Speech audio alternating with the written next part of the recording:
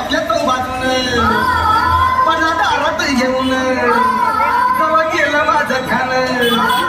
व त्या झाडा त्याला तिनं टाकल्या तुझ्या तो बाजूला पडला दारात येऊन जवळ गेलं माझं त्यानं जवळ गेलं माझं